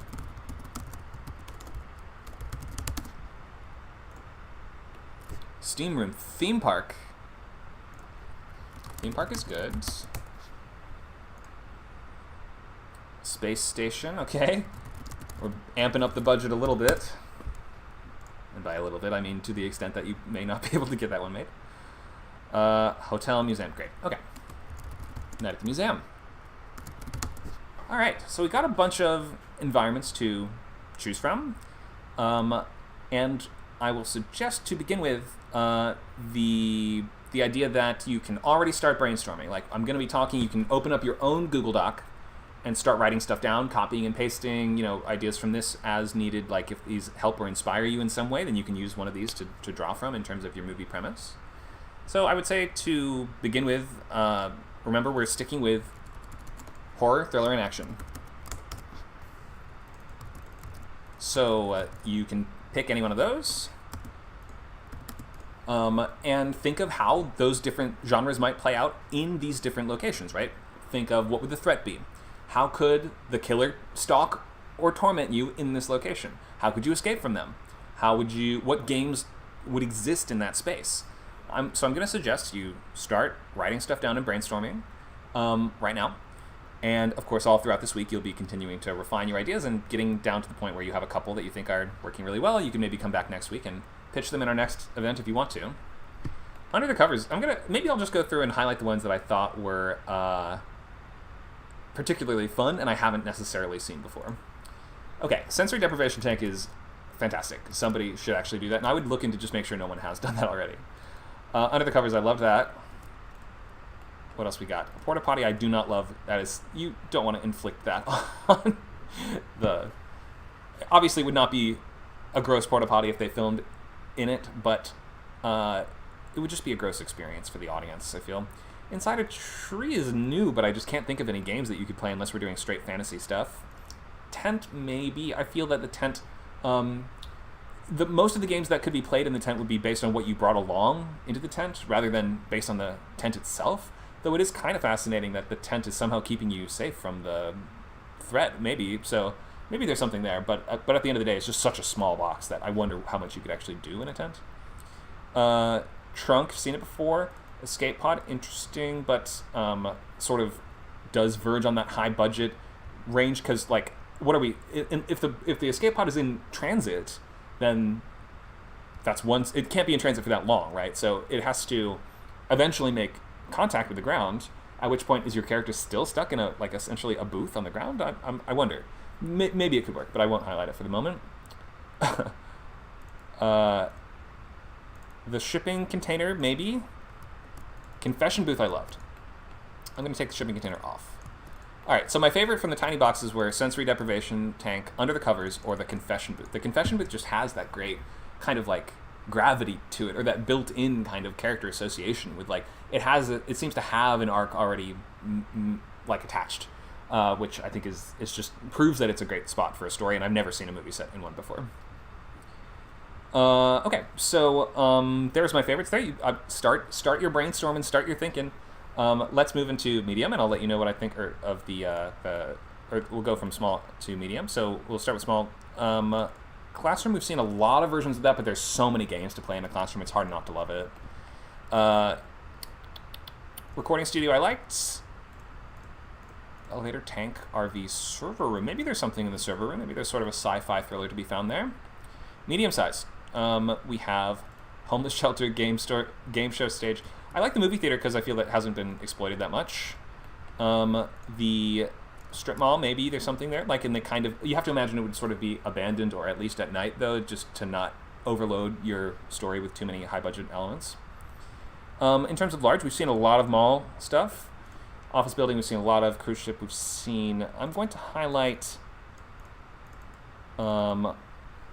hotel and government buildings, and maybe research facility could work too, though we've seen a fair amount of that. Okay, so those were just based on a couple factors, based on the availability of the games, based on the freshness and uniqueness of the space, and how often we've seen that sort of thing before. That is kind of what informed my choices here. But obviously, whatever it is that appeals to you and interests you is totally on the table. We have a question on Kick. I'm Turkish. I don't speak English very well. Can you speak slowly? Are you a software developer? No and no. I mean, yes, I can try to speak more slowly, but I am not a software developer. Maybe you're thinking this is a different kind of script. You might be thinking of like programming script. This is based on writing scripts for movies. Okay. JavaScript camp. Yeah, I think there are other servers called things like script camp, so sometimes people do get a little misdirected there. Okay, so hopefully you guys are already starting to think of some locations that you like. Let me just pause for this moment and ask for any hands raised. Maybe somebody wants to share an idea for a location, or ask a question about a location, or share some thought that you have. Anyone want to speak up right now? Go ahead, Luke. Yeah, I'll share an idea. There is this thing in sort of church youth groups called a lock-in, where you lock the doors and you stay overnight. And I think that's just easily exploitable for a contained horror movie. It's been done. I've seen it. It's just called the lock-in. It's okay. Unbearably bad, though, so maybe that gives you a little leeway. Because well, if it hasn't been done well, that still leaves me some room. Yeah, for sure. You just wouldn't be able to call it the lock-in, unfortunately, which is like such a nice, clear version of the title. I will say, I think if I remember correctly, it was a very low-budget movie done by perhaps a faith-based like horror or filmmaker. You know, like it's like a Christian movie that has like themes of. If I remember correctly, like I'm pretty sure. I'm not making this up. I'm pretty sure this is actually how it goes. The kids at the lock-in find a dirty magazine, and as a result, that's why the demons strike. Because like they've sinned. They've sinned, and now they're being tormented by like ghost demons because of the horrors of their play. They invited them in, you know, obviously. That's true. They deserve everything they get. Get. I have another religious idea, and that's just a character who's sort of struggling because they're nailed to a cross for the whole movie. Wow. And figuring out how to make that work. Just there would have to be another character involved for sure, because they can't really do anything. But yeah, it would be an interesting struggle. 127 hours, except with Jesus Christ, our Lord and Savior. It could, yeah. There's a crucified character is interesting. I wonder how that would make sense in a modern day context. But yeah, I could think of a million ways to make it make sense in a modern context. Okay, great. Yeah, I like it. Crucified. I guess the question might be, where are they crucified? Like outside? It's usually outside. Probably in a church. Something, you know, it might be like a fringe or like a cult thing out in the woods, but, you know, I'm imagining a church. Okay, it could definitely work. I think there's something there. The religious themes will always work in horror thriller. Not so much action all the time, but sometimes, maybe. Well, sometimes. I guess Boondock Saints was really popular. I didn't quite get it. I didn't either. I think it's bad, personally, but what are you going to do? Okay. Willem Dafoe is great, though, in that movie. True. But like, everything else, I agree. That's like a college freshman's favorite movie, is what that feels like. I was roommates with that college freshman. Mm-hmm. I think we all were. Okay, yeah, but just a church is a great setting for a contained story. There's actually, weirdly, I can't name that many of them, even though it seems obvious, doesn't it? Well, Final Prayer is half church, half caves. Half church, half cave.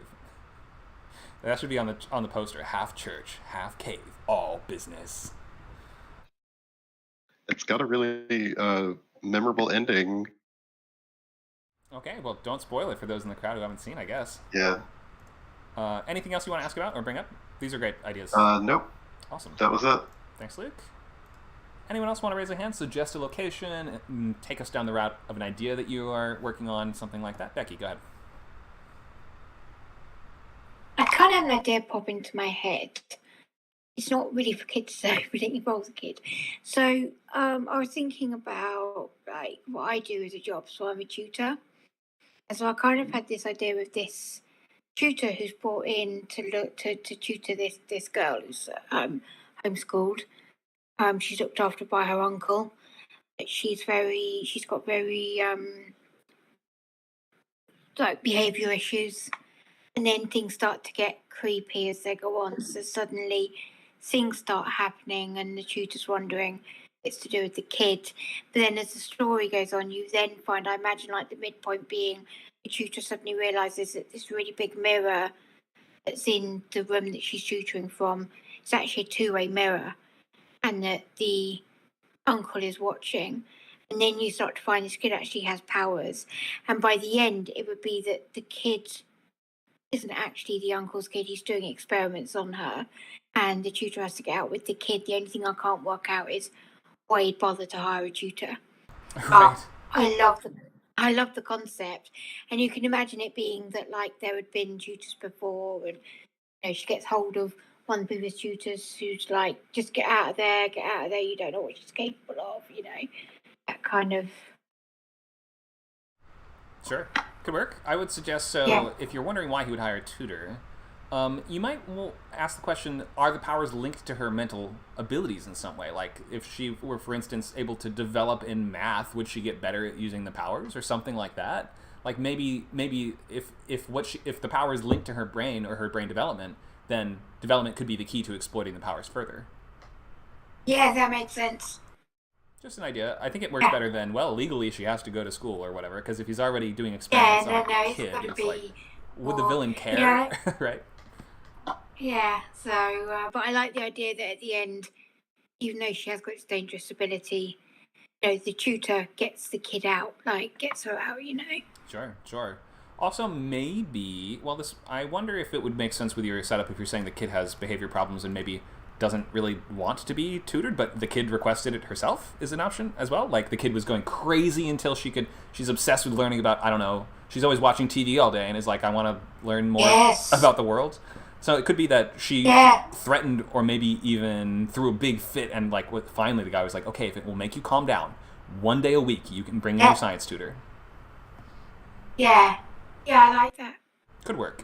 It might raise the question, is the kid trying to escape using that tactic, which seems a little advanced for a kid of that age, but I think having it be the kid's idea could actually be an interesting way to take it.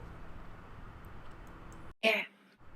Nice idea so far. I would ask yourself, though, what are the games that we can play in the location? So if we're just in a house, there are lots of games that you can play in a house, but is there a more specific type of house or place that the house is, maybe, or something like that? I wonder. That's where I was thinking that, she starts to explore and finds that a house has, secret rooms, which, again, is easy to find in the UK, like that kind of thing. Right. And finds science equipment, finds tapes, of recordings and that kind of thing, or finds a computer, it'd be nowadays, but. Sure. Well, actually, no, he would be analog, so none of it gets out. That's possible, yeah. Doesn't want it to get hacked or something. Mm-hmm. The other crazy spitball idea I had was, because you said cinema, and I used to work in a cinema, and I love the idea of filming in a cinema, especially if it's one of the old ones, and I know that I'd get permission to film in one. I'm like, what if it's kids at a cinema, and basically you've got the it's like the change from it being old film to it now being CD, but then you've got the old projectionist, and then I thought, actually, no, what if the projectionist is a ghost, and in order to move on, he needs to finish filming his greatest masterpiece or something, and the kids help him finish his masterpiece. Just a fun little throwaway kids one. Could work, yeah. If I remember correctly, I think I read a Joe Hill story, a short story about a ghost projectionist. I might be remembering it wrong. That I would Google his collection 20th Century Ghosts if you're curious. But yeah, there's definitely something in the cinema. The projectionist is an interesting character. The space of the cinema offers a lot of possibilities, especially when you consider all the ways that you can link what's going on to the movies, right?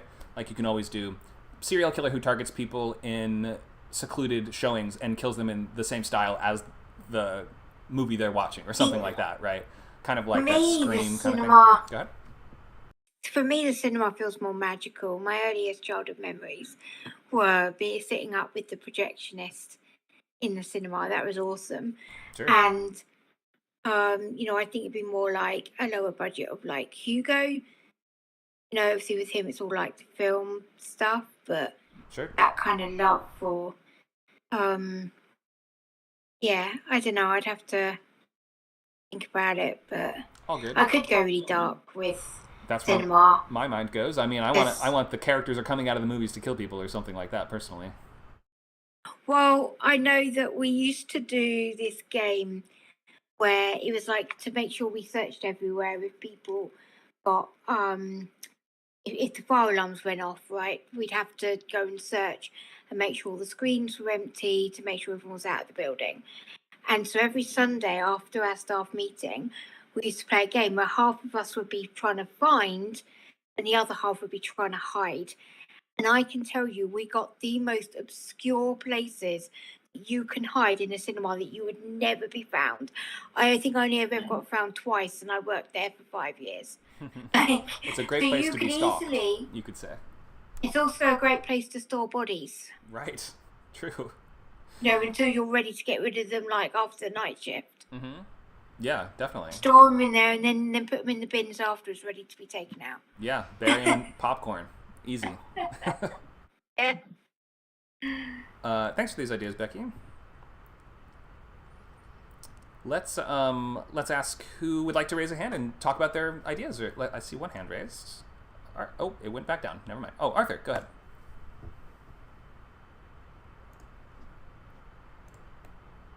Hello. Hi. Hello.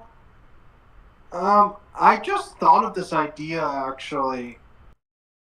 A horror thriller that's contained within a dark ride. A what? A dark ride. A dark ride? What is that? You know the rides where you just sit in a car and they just that you travel through scenes and stuff? Oh, like an amusement park ride that goes through tunnels and things, like, what's it called? Space Mountain? Is that one of them? No, think of like Jurassic Park. Oh, okay. So the ones that are like a tour, like, sort of like a guided tour almost, that shows you different scenes, or sometimes they take you past like animatronics that are doing a little show or something like that. Okay, that could work. Those are usually not that long, is the only thing, but maybe you could get your characters stuck on one somehow, or stuck within the. I mean, House of a Thousand Corpses features a bit of this. Yeah, maybe it could work. The thing with journeys is that the journey has to be pretty, like a movie's 90 minutes, right? So that's why that was the problem with the escape pod idea, is that, well, the escape pod's only going to be doing its thing for a short time, or if you are doing a movie set in, any kind of vehicle that is going from one place to another, which in this case that is kind of a vehicle, right? You just have to consider the length of how long that journey would actually be and how many games you could play in that time. So I could see some possibilities there, especially if your characters have to get off the ride and maybe get back on it at some point, perhaps. Maybe there's some supernatural reason we have to do that. Yeah, I could see possibilities there. Yeah. I can make it supernatural and the ride is like longer than normal. That could work too. Mm-hmm. Could be cool. Might be an interesting way to sort of, if you have like a clown that gets knocked into a coma or something like that, and then the movie takes place like in his mind as he's trying to like escape, something like that could use that sort of surreal, distorted circusy theme parky imagery in a neat way. Yeah, dark ride. Dark ride. I've never heard it called that before, but that's a good title. I know.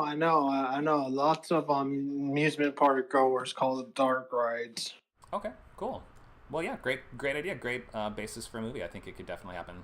It's a great. I just don't know what the plot going to be, though. Mm-hmm. Well, I would start by deciding horror, thriller, or action. I think it sounds like you're going with horror to begin with, but you could explore thriller as well. So you have supernatural possibilities and you have mundane possibilities. You can go either way. I would write some stuff down. Write down like 10 options. Write down serial killer. Write down haunted ride. Write down just like the first 10 things that come to your head and see what clicks. Okay. Yeah, I'll do that. Great. Thanks for bringing up this idea. Anyone else? Let's see. I'm going to scroll through the chat and see what great ideas people have had for us. Let's see. Horror thriller at a Denny's. Yeah, it's about the manager and a customer just refuses to leave the all-you-can-eat buffet. He's like, it says all-you-can-eat. It's 24/7. You can't make me leave. That would be truly horrific. A customer keeps coming back. A bunch of teens trapped in a dark ride hiding from a slasher. Could do that. I think that we did a pretty similar one to that. I do forget what it was called, because there were like 2 or 3 kind of like amusement park serial killer movies that came out around the same time. But within the past 10 years, that has been a bit. So look into that. The all-you-can-eat buffet eats you. Okay, a horror movie set at the Golden Corral. Maybe UK people don't have Golden Corral, but it's a cheap buffet that I went to too much as a child. Inside a whale. There's something lovely and biblical about that. May not come across as very cost friendly to producers, but it is a fun space to be in. Death buffet, the buffet that eats. What else you guys got? A friendship house for the lock-in idea. That's lovely. I'm going to bring that up. Something about friendship house is just a great title too, isn't it? Look at that. Something about that doesn't look so friendly. What else you guys got? I'm gonna scroll up. Glamping horror thriller. There's something fun there. That's a good idea. Glamping as the sort of centerpiece. Oh, it feels a little like a horror comedy. Maybe it's a horror comedy, but fun spot to be in, the kind of like fancy RVs and stuff. Hiding from a Yeti, I see someone suggesting. There we go. Yetis, kind of underexplored characters. A yurt. Yeah. You know what? Yeah, the yurt feels good. Let's see. Red light district room. What is that exactly? Red light district room. Oh, like the room where you go for like a private stripper type of show? Okay, yep, that could work as well. I could see us easily being either character too, like the dancer who's maybe trapped there, or the customer is the evil one, or you could go the other way too. Evil stripper. I don't know. Evil stripper, guys, make it happen. Church setting, but the basement. Yeah, I think that's traditionally called the Undercroft, but maybe I just read too many Gothic novels. Maybe it's not called that anymore. Post-apocalyptic bunker. Yeah, bunker's a great setting. 10 Cloverfield Lane was a really clear example of like the post-apocalyptic bunker contained thriller. Glampire, Nacho suggests this. Okay, now you found the hook. Glampire is really good. That does sound like a horror comedy set at a campground. Maybe about vampires that travel from campground to campground. That's nice. Glampire's good. A stripper slasher who kills people with the pole. Like she carries it around and like spikes them with it, like Pumpkinhead does, or like what's his name, Michael Myers or Jason does in the second movie when he gets that big fence spike. Maybe. Under the sea killer. Killer-filled building, someone is trying... Wait, under the sea killer. Filled building, someone is trying to escape. Yeah, flooding or flooded rooms and buildings can work great. I was pitching for a while a true story that was... Or I was not pitching a true story, pitching on an adaptation of a true story which was set in a prison in Hurricane Katrina that got flooded, and all the inmates had to work together to escape. That really happened. Is an amazing article that I read about it. But when I was pitching it, apparently somebody else had the rights and was also pitching it, so I didn't get anywhere with it. But I still think if you can find that article, you can read it and check it out. I think it was Vice. But one of the most harrowing, real, true, like, it's a real-life contained thriller, basically. It has that awesome element of the prisoners have to kind of come together and work together to escape, and that whole element to it works really well, too. It's like a Poseidon Adventure, but set in a prison in a real-life place only 20 years ago. Okay, pawn shop. That's fun. I kind of like the pawn shop idea. A lot of robbery type thrillers do take place in one sort of store or location, like Your Lucky Day, which I mentioned before. it can be tough to maintain that tension for the entire time. That movie actually did it quite well. Thriller horror where the main character becomes the size of an ant but isn't Ant-Man. Oh yeah, I've experimented with this before, the idea of like Honey, I Shrunk the Kids, but horror. Great idea. You're in a canoe on a lake in the middle of nowhere.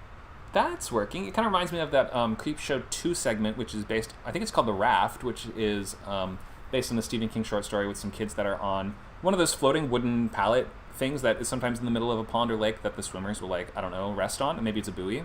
And while they're there, they are attacked by essentially a big ooze, like an intelligent carnivorous algae that lives in the water. Doesn't sound that scary, but actually is pretty gross and scary.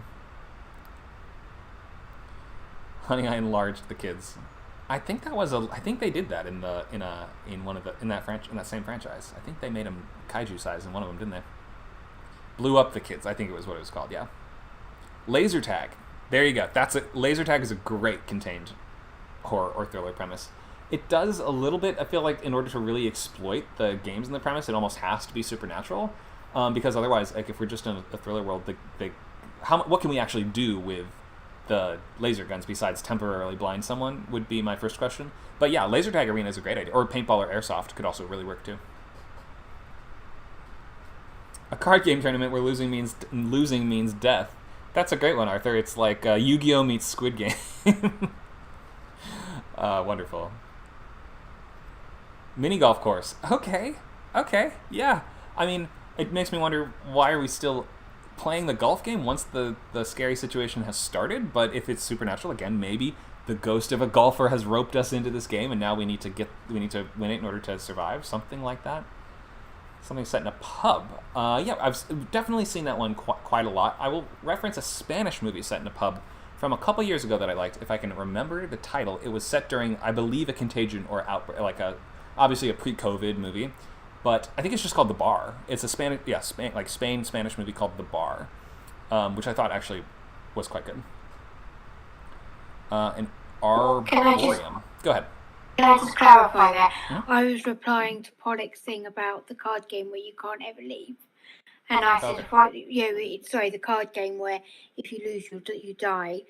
And I was thinking I'd make it a pub setting, but it's like a supernatural pub, and that's where the devil is, and that's why, if you win, you get extra years added to your life or something. Could be work. It could work. You die. Also, if we're in a pub, I mean, you have all kinds of games in a pub. Like, pub games are a whole genre of thing, right? You have the darts, you have the billiards, you have is it called cornhole? They often play at pubs here in the U.S. So there's all kind. If you could, maybe find like a Squid Game with pub games, something like that's fun. A pool. Becky also mentions we just saw Night Swim, which was a pool-based horror, so it can be done, unless you were talking about billiards pool. I will also say there was a Blacklist script centered on a pool recently too. Darts would be interesting in a Squid Game pun movie, says Romy. Yeah, it would end up like that scene in Shaun of the Dead, where they're trying to kill the zombie with darts, but they keep hitting their friends instead. Aqua Slash, a water slide horror. Yeah, maybe water park. Maybe there's something in water park. That feels like a good evolution of, or slight mutation of the theme park idea, water park. So there might be something there. There was that film, I imagine it could be done quite low budget, where he goes into a cardboard box and then it sort of turns into a maze of like loads of cardboard boxes. Dave made a maze. Yes. Or we could do a similar concept to that, but with the man stuck in a tree. Okay, so like the tree sort of has this liminal, never-ending, like pocket dimensional quality. Yeah, it's magical, and he's got to go through this magical wood, falling through basically tunnels or whatever to get out. But it's like it'd be easy to build on a set because it's just the same like wooden bit, but you'd have maybe different creatures or noises or things like that. Okay, maybe. I think that it wouldn't sell because it's too kind of like fantastical-ish and like it feels like a fantasy story rather than a contained horror. But if I can maybe suggest the idea of being up in the trees, I do see something there. Especially if we can maybe, how in some parts of the woods there will be like a series of linked platforms with bridges between them or things like that. Maybe used by hunters or maybe used by people hiking or like they're up in the canopies basically. Something about just the canopy is something like that does feel like an interesting kind of setup for a horror or thriller. Maybe there's something there. Yeah. Like you touch the ground, you die. That kind of thing. You know what I mean? Like the ruins. The ground is lava. The ground is lava. Yeah. I did talk about how every children's game has been exploited for a horror thriller. Why not? Why not the ground is lava? People are mentioning Cube in the chat as well. Yeah, very easy to make that movie considering there was only one Cube set they had to make for the whole thing. Is there a horror where gravity is reversed? As the hook? Not that I know of. Everyone who's outside would just fall into space, wouldn't they? I'm not sure exactly what we'd do with the idea, but I can't name one off the top of my head. Perhaps. Romy tells us a sensory deprivation tank idea I had was a person enters one innocently and they wake up and they become an oracle in another universe. The kind that float in water. Oh, okay, kind of like the precogs from Minority Reports. Maybe. That doesn't quite feel like we've contained it, though, if you have now gone to another universe and, like, it would I feel like with the sensory deprivation thing, part of the fun of that idea is part of the whole sensory deprivation tank idea is that you sort of hallucinate, or that you kind of, especially, I mean, if you can have your characters taking drugs, that can usually add a whole other layer to your movies too, but, like, it feels like we can't leave the tank, though. I wonder how much is there. Go ahead, Remy.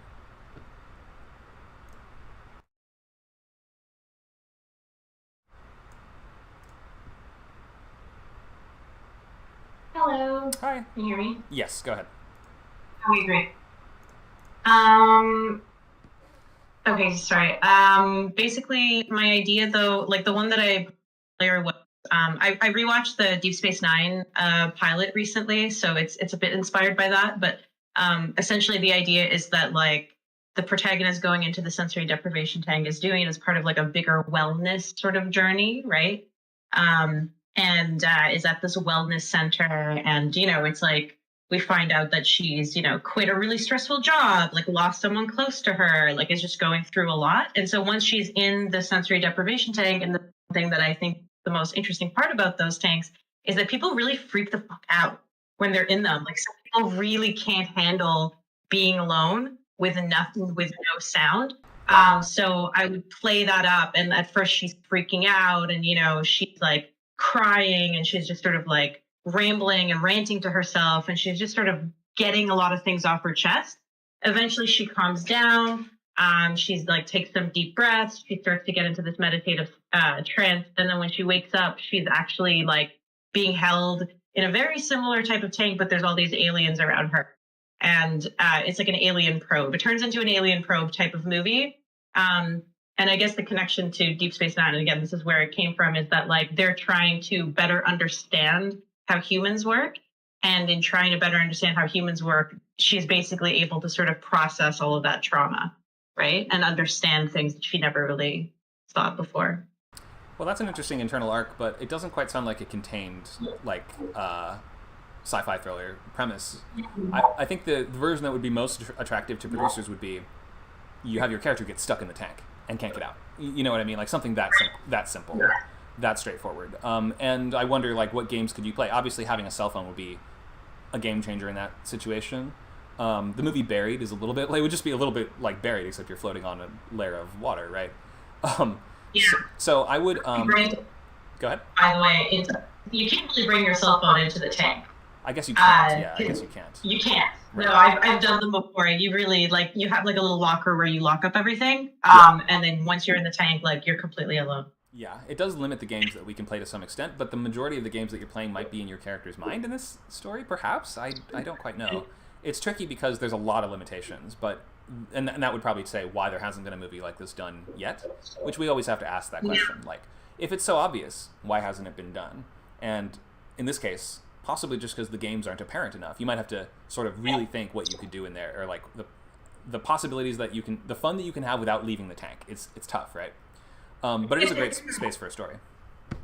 Yeah, when I first started thinking, I was like, if there's just a lot of stuff happening outside of the tank that like she's kind of experiencing and then can't get out, it's like that could only take you so far, right? Like at some point she has to get out to be able to just like, I don't know, survive, right? Outside of just the tank, but then we're no longer in the tank. Yeah, so you might want to consider widening the box a little bit, maybe to the room full of tanks or to the center or something like that.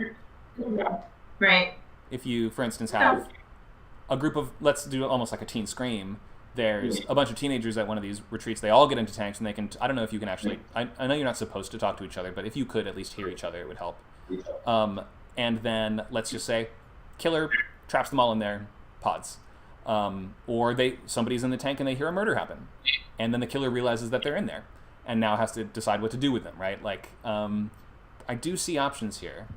Not sure exactly what to zero in on, but good space to be in. Good thinking. We're at the end of go ahead. My bad. We talked right at the same time. Did you want to finish your thought? I was just gonna say, I'll keep thinking about this a bit more and Okay. see if I can talk something else. Cool. But yeah, thank you. No problem. Thanks for these great thoughts. We are at the end of our time. Unfortunately, we do have to wrap up because I have to go to a separate event. Thank you guys so much for coming to this, and I hope that you had some good ideas. Remember, keep working on those ideas, and next week you'll have an opportunity to come back and tell us about them and pitch them and get more tips and suggestions based on whatever it is that you chose. We have these classes every weekend, Friday, Saturday, Sunday. We have TV boot camp Fridays 6 to 8. We have features, that's right now, Sundays 11 to 1. And we also have novels Saturdays from 12 to 2 with lots of topics, workshops, and events like this. So if you guys found something fun to work on here today, then we hope to see you for more of these. I'll just leave you with the list of upcoming stuff. Here we go.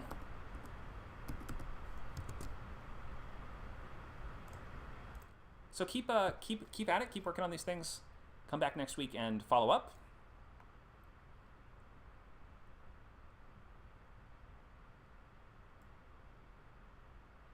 Hope my mic held up throughout this entire thing. I do see some levels going up and down. All right, and we'll see you guys here at your next Script Camp class or event. Have a great rest of your weekend.